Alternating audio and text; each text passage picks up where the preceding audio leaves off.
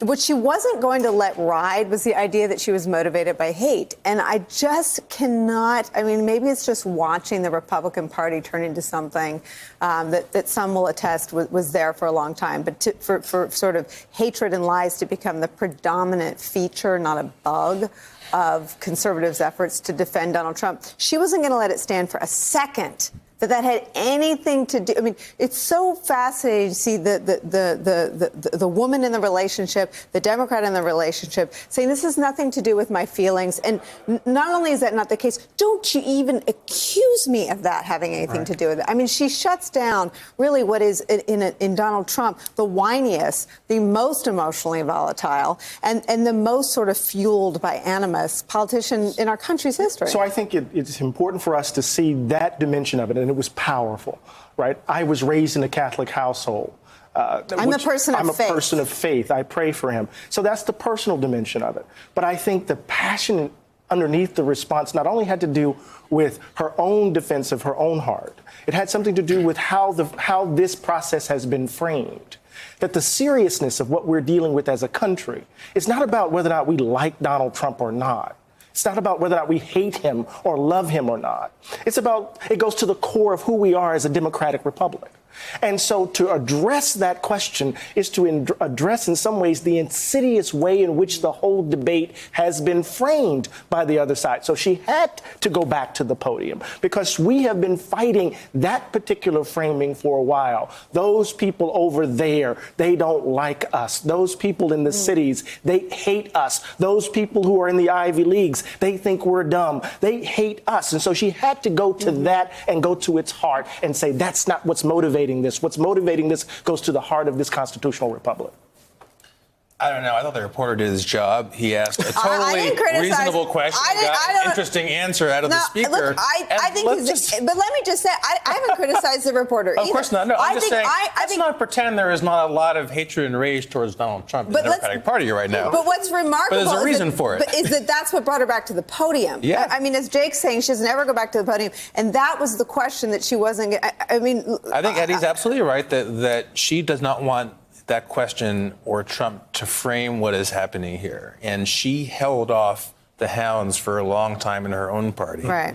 And she finally moved towards impeachment, I think in her mind, when the evidence of impeachable crimes was so strong that to let them stand would be a danger. And I further think that, look, it's not really clear there's any real upside politically for Democrats or that there will be a clear spin out of what's going to happen next. No one really knows. I think the reason they're doing this is if it's allowed to happen this way without a peep, it'll keep happening with the next president and the one after that, and that's what they're defending against.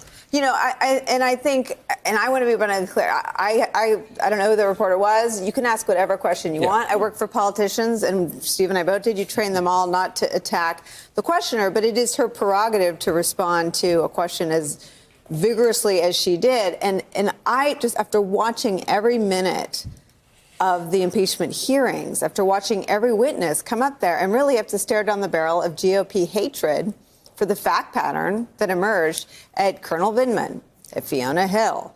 I mean, these people who had no upside, they had nothing to gain sitting there. And the thing that she wouldn't let stand was that her feelings had anything to do with it. I think that is part of what is so fundamentally and structurally broken about this has nothing to do with feelings. This is an if X then Y. If he held out military aid for an investigation in Biden, then what? Then even if it stinks politically, you got to impeach the president. Yeah, I agree with that. I also think that, for me, the real power in that moment was listening to the speaker. It was kind of comforting. It almost felt like a pre-2016 moment because it really didn't feel partisan. It wasn't a partisan moment. It was a moment in which the speaker was able to cut through the noise and the us versus them and the partisanship and really talk about the real story and what's actually at stake. And that was really refreshing. And I think it was really, frankly, impressive, too, because the question did come from someone who's known to be partisan, and anyone can ask anything that they want at a press conference. So that's totally fine. But for her to turn that around, turn that narrative around, and actually use it to say, no, the president is trying and his allies are trying to distract us from what this is actually about, which is the Constitution and democracy is at stake. But I'm not going to let it happen. It was an important moment because grievance and the shared sense of victimhood is the high-octane fuel of Trumpism. It's what makes the Trump car go. Yes. One of the things that's true in this country is that authoritarian movements historically have never caught on. If you want to look historically, say the high watermark in our country's history for authoritarianism might be the night where Madison Square Garden was packed in 1938 to the rafters for a meeting of the German-American Bund. There's a Pew poll out, says 43% of Republicans would like to see the checks and balances inherent in our system, the courts and the Congress gone, so the president would be unobstructed in the implementation of his will. That type of leader, there's a word for it in the English language, is what we would call a dictator.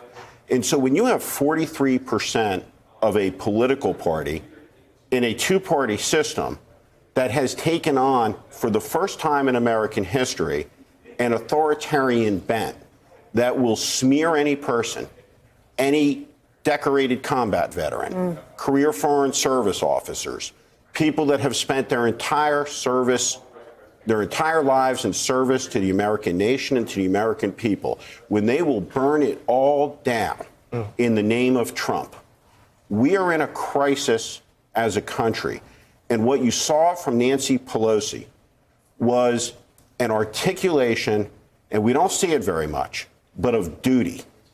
The sense of duty that should be top of mind for every elected official, every person who has taken an oath, has assumed power as stewards and fiduciaries of the American Republic to shepherd, for our time on earth, a stronger union for the next generation. And it's just completely absent from our politics.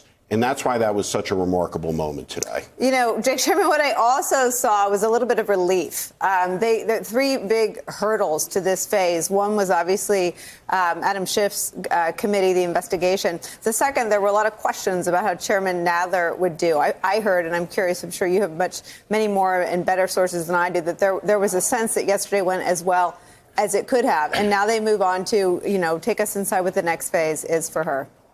Yeah, so 9 o'clock on Monday morning, the Intelligence Committee, the counsels from the Intelligence Committee, so not members, but they're the lawyers who were so prominent over the last couple of weeks, are going to go to the Judiciary Committee and testify over this weekend.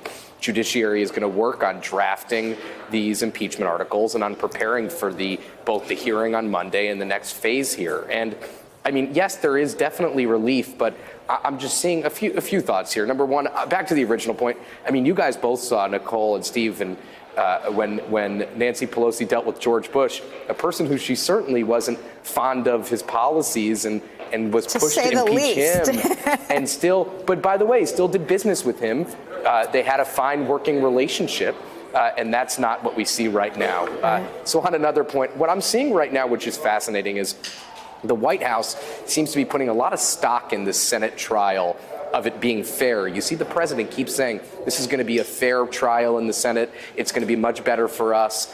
I'm not really sure about that. I mean, the president's not going to have Hunter Biden and Joe Biden testifying in the Senate. So I just think I see a big gap between, as we have many times in this administration, between reality and what the White House is thinking is going to happen legislatively. It's not going to be some fever dream for the president in the Senate. There's not 51 votes to call Hunter Biden to testify in the Senate. So again, every morning the president wakes up and he's being impeached. And just because it's moving to the Senate does not mean it's still a majoritarian institution in which you need to have a majority of people on your side. And that's still a tough process for the president that's going to last, again, another at least 6 weeks. So, I mean, the politics of it are still tricky for the president, and they don't seem to fully recognize that. Your 6 to 8 weeks just sent a dagger through my vacation dreaming heart.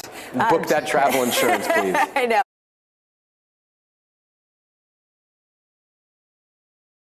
Hey there, I'm Chris Hayes from MSNBC. Thanks for watching MSNBC on YouTube. If you want to keep up to date with the videos we're putting out, you can click subscribe just below me or click over on this list to see lots of other great videos.